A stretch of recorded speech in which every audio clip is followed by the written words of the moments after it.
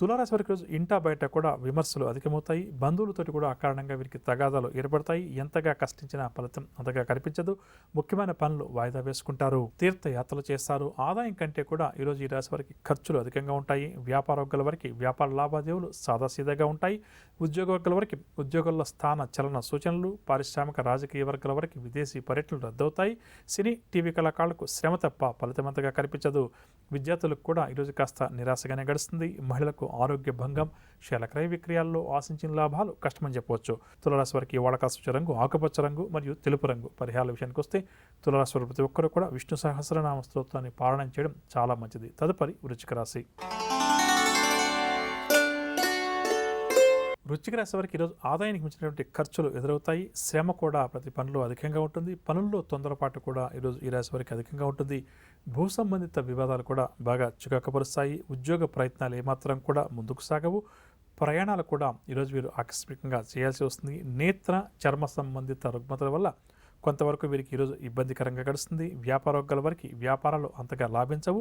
ఉద్యోగ వర్గాల వారికి ఉద్యోగాల్లో ఆకస్మిక మార్పులు చేర్పులు, రాజకీయ వైద్య రంగాల వారికి ఒడిదుడుకులు అధికమవుతాయి. సినీ కళాకారులకు కూడా ఈరోజు గందరగోళంగా గడుస్తుంది. విద్యార్థుల అంచనాలన్నీ కూడా తప్పుతాయి. మహిళలకు కుటుంబ సభ్యులతోటి మాట పట్టింపులు ఏర్పడతాయి.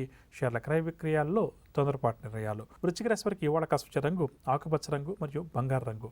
పరిహారాల విషయానికి వస్తే వృశ్చిక రాశి వారు ప్రతి ఒక్కరు కూడా దుర్గా అమ్మవారిని పూజించడం ఈరోజు చాలా మంచిది. తదుపరి ధనురాశి. ధనురాశి వారు ఈరోజు పనుల్లో సునాయాస విజయాన్ని సాధిస్తారు. చిన్ననాటి స్నేహితులను కలుసుకొని వారితో ఉల్లాసంగా ఉత్సాహంగా గడుపుతారు. నిరుద్యోగులు కూడా ఒక ముఖ్యమైన సమాచారాన్ని అందుకుంటారు. సన్నిహితుల నుంచి కొంత సొమ్ము కూడా వీరికి చేతికంతుంది. భూములు వాహనాలు కూడా ఈరోజు వీరు కొనుగోలు చేస్తారు. ఎంతో కాలంగా వేధిస్తున్నటువంటి ఒక సమస్యకు చక్కటి పరిష్కారం కూడా వీరికి లభిస్తుంది.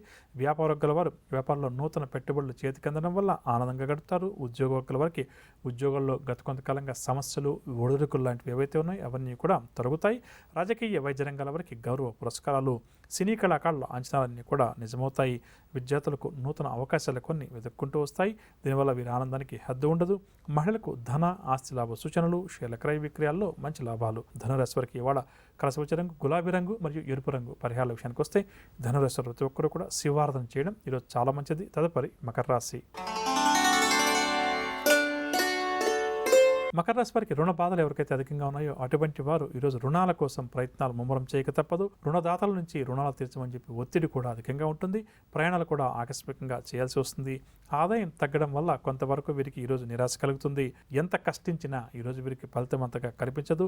గృహ నిర్మాణాలు కూడా వాయిదా వేస్తారు. వ్యాపార వర్గాల వారికి వ్యాపారంలో కొంత నిరాశ కలుగుతుంది. ఉద్యోగ వర్గాల వారికి ఉద్యోగాల్లో ఊహించినటువంటి బదిలీలు. పారిశ్రామిక రాజకీయ వర్గాల వారికి కూడా ఈరోజు కాస్త నిరుత్సాహంగానే గడుస్తుంది. సినీ కళాకారులు కొన్ని అవకాశాలను చేజార్చుకుంటారు. విద్యార్థులు ఇంటర్వ్యూలకు ఎవరైతే హాజరవుతారో వారికి జాప్యం జరిగే అవకాశం ఉంది. మహిళలకు కూడా మానసిక అశాంతి అధికంగా ఉంటుంది.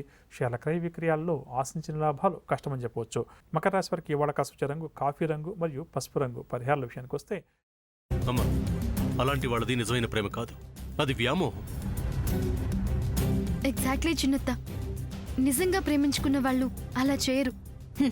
ఎంత మనసు విరిగిపోతే కన్న కూతుర్ని పట్టుకొని మా దృష్టిలో చచ్చిపోయా ఉంటుందా తల్లి? అది సరే అమ్మా, తన కూతురుతో తన మాట అనేటప్పుడు ఆమె మాటల్లో వ్యథా, కళ్ళల్లో బాధ గమనించావమ్మా? పెద్దబాబుకు బర్త్డే విషెస్ చెప్పు కూడా వెళ్ళాం కదా. ఊరికే ఎలా కాలిపోతుంది? మంట పెడితేనో పడితేనో తగలబడుతుంది.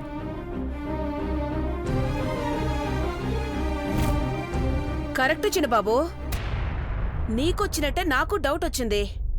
పార్వతే షర్టును తగలబెట్టిందనుకుంటా.